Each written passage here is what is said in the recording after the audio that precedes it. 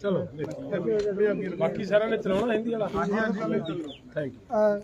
डल्लेवाल साहब, पिछले कई दिनों से आप तो हमारे बात बैठे हैं, क्या बोलना चाहते हैं आज कितना दिन? हाँ देखिए, सभी पत्रकार भाइयों का मैं धन्यवाद करना चाह रहा हूँ कि आप लोग बहुत मेहनत कर रहे हो। हमारे इस प्रोटेस्ट इस आंदोलन को पूरे देश के अंदर विदेशों में ले जाने का प्रयास कर रहे हो।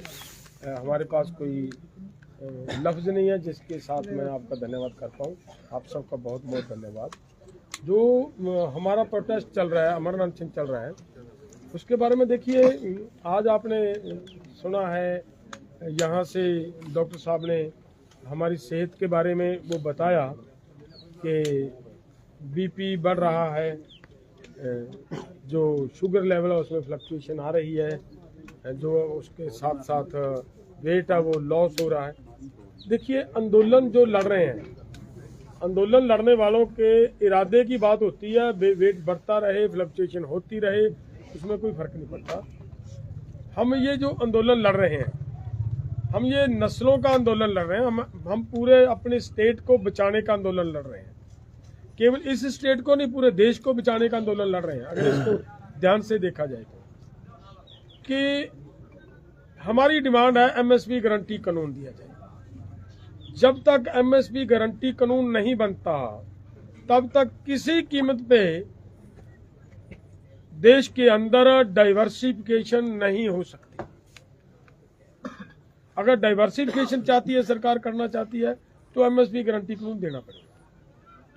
और वो कितना जरूरी है, पंजाब हरियाणा के बारे में आप डेली रिपोर्ट सुनते हो, बड़ी बड़ी रिपोर्टें आ रही हैं कि धरती का नीचे का पानी नीचे और नीचे जा रहा है और नीचे जा रहा है। कोई बोलता है 10 साल में, कोई बोल देता है 15-10 साल में बच्चों को पीने के लिए पानी नहीं मिलेगा। अगर इसके लिए हम लड़ रहे हैं कि पीने के लिए पानी नहीं बचे वाली बात है, तो यही बात है ना, डाइवर्सिफिकेशन हो। धान की खेती से किसान बाहर निकले, पैडी की खेती से किसान बाहर निकले, तभी ये बच पाएगा। और उसके लिए डाइवर्सिफिकेशन जरूरी है। डाइवर्सिफिकेशन करनी तो फिर एमएसपी गारंटी जरूरी है। तो मेरा कहने का मतलब ये है कि हम वो पानी बचाने की लड़ाई लड़ रहे हैं जो पानी मजदूर के बच्चे ने भी पीना है, जो व्यापारी के बच्चे ने भी पीना है, ट्रांसपोर्टर के बच्चे ने भी पीना है। और मैं यह तक कह बोल दूं कि यहाँ हमारी स्टेट के देश के अंदर जितने पॉलिटिशियंस हैं, उनके बच्चे, उनके परिवारों ने भी वो पानी पीना है। इससे मेरा कहने का मतलब ये है कि हमारी लड़ाई ये है, ये हम लड़ाई लड़ने का प्रयास कर रहे हैं।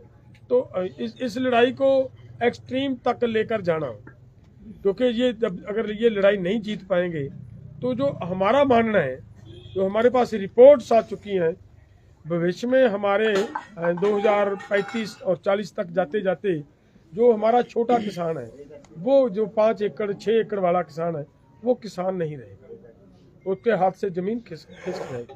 तो उस समय हमारे बच्चे खुदकशी करके सुसाइड करें, हमारी बेटियां, हमारी बहु बेटियां की इज्जत उसके ऊपर कोई हाथ डाले, उससे बेहतर है कि वो समा आने ही ना दे।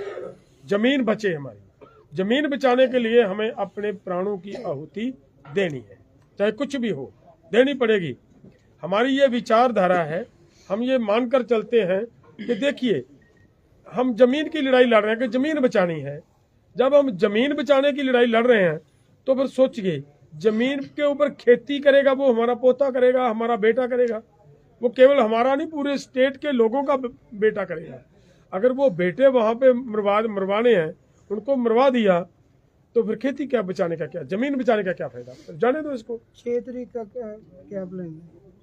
देखिए, 6 तारीख का यही है, एक प्रोग्राम दिया हुआ है कि हमारे एसके नॉन पॉलिटिकल और केएमएम की तरफ से साझा प्रोग्राम दिया गया है। वो यहाँ पर हम अनशन चला रहे हैं और ये अनशन रेगुलर चलेगा। ऐसा नहीं है कि एक आध लीडर बैठेगा।